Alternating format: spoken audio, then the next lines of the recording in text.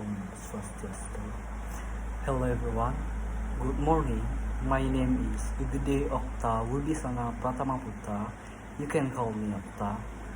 I'm from the Administration Public Study Program and my NPM is 2024 2212 and today I will review a deeply insightful and powerful academic article titled Decolonizing Java, Rethinking Gamelan Bodies in Cultural Authenticity, written by Citra Aryandari. This article was published in the Paradigma Journal Kajian Budaya in 2025, and it explored the intersection of colonial influence, Javanese identity, and traditional music, especially gamelan and karawitan. Okay, first of all, I will introduce the article. The paper is grounded in the ethnography, a method that uses the author's own personal and cultural experience as a center of part analysis. Ayandi invited us into her own journey as a Japanese woman, navigating the complexity of diversity, expression, and cultural inheritance, particularly through the practices of karawitan, her ancestry. But as explained, her body resisted that knowledge of karawitan despite society expecting her natural to master it. Her struggle to learn gamelan highlight how cultural identity is not innate but must be learned and something contested. Her, her method of writing ethnography blends her personal experience with academic critique, making the article both emotional and Her method of writing ethnography blends her personal experience with academic critique, making the article both emotional and critical. And the part number 3 is the colonial influence on gamelan. So, Aryandari also explained how colonialism is impacted in karawitan during the Dutch and British colonial periods. Javanese music was codified by standardized to fit European system and knowledge. Figures like Thomas Stambler, Eiffel, and Jack Nasbit documented gamelan music for European audience, often interpreting it to draw in colonialism. This created stereotype of Javanese people as naturalist, artistic, or exotic musicians. Gamelan music was also commodified as something to be show off to colonial guests, rather than being lived in the local communities. And education impact and modern struggle. Colonial influence into modern education.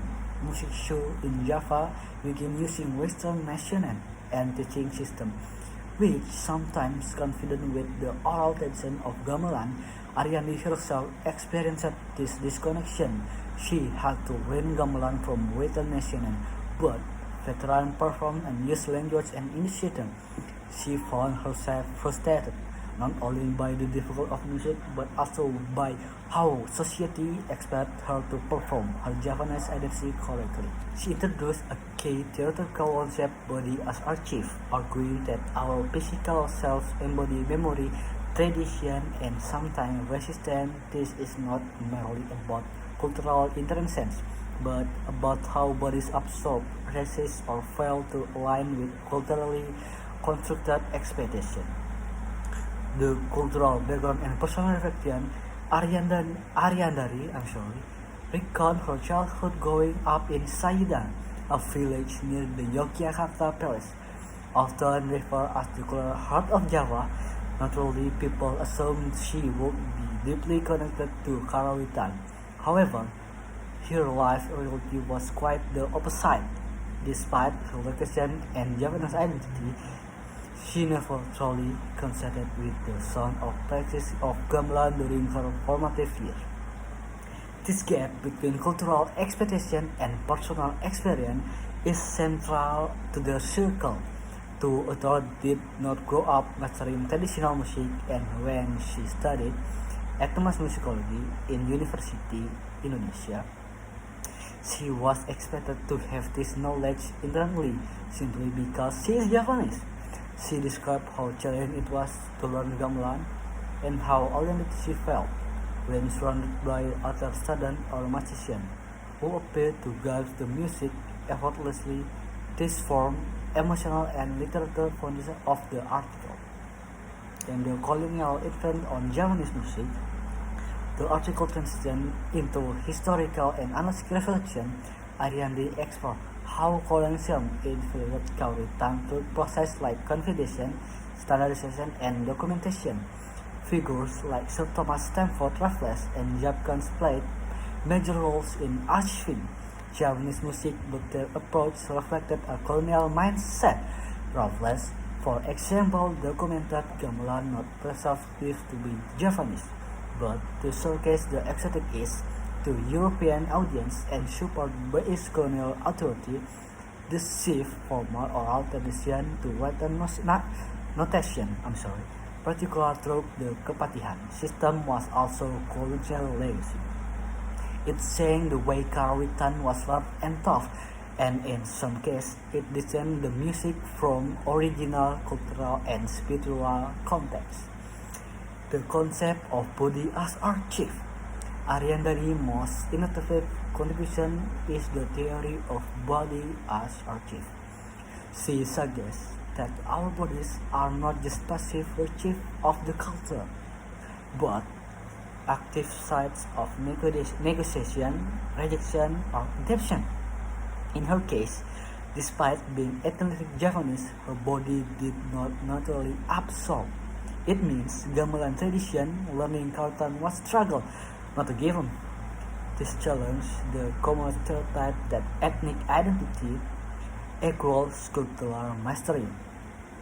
And then she also discussed how colonial system of knowledge, including education, reinforced this idea, expecting bodies to perform authentic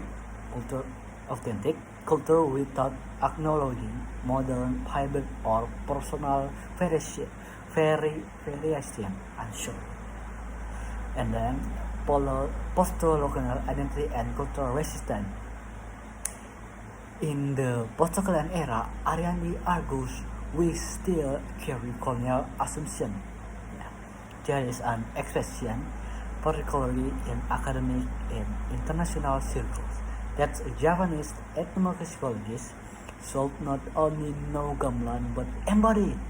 So this creates a pressure and psychological burden for those who feel disconnected from the expectation. Ariandi positioned this tension as part of decolonial struggle to reclaim the right to define own identity beyond colonial stereotype or essential view of culture. She also emphasizes the importance of embodied knowledge, that learning, remembering, and practice culture is physical, emotional, and social, not just intellectual. So, revitalizing Karawitan and cultural hybridity, Ariandi suggests revitalizing Karawitan and cultural hybridity. Ariandi suggests that revitalizing Karawitan should not mean freezing it in the past. Instead, hybridization combining natural and modern influence can help Karawitan thrive among younger generation. She called for educational program, performance, and collaborative practice that recognize the body role transmitting knowledge, not just books or notation. Most importantly, she calls for a decolonization of the self, process in which people recognize and release themselves from intersocial narrative and embrace their complex evolving identities. Conclusion and personal reflection. In conclusion, Ariandi's article is profound reflection on what it means to belong to a culture. Her work reminds us that identity is not static or inherited, but negotiated and challenged, and sometimes resisted. The concept of the body as archive help us understand that culture is not only the museum or textbooks, but in our movement, memories, and even in our silences. this article essential reading instead of postcolonial studies, and then social studies, etymology, or the interaction between tradition and modern identity. Thank you for watching my. I'm sorry. Thank you for watching my review. I hope this was inspired you to reflect on your own cultural journey.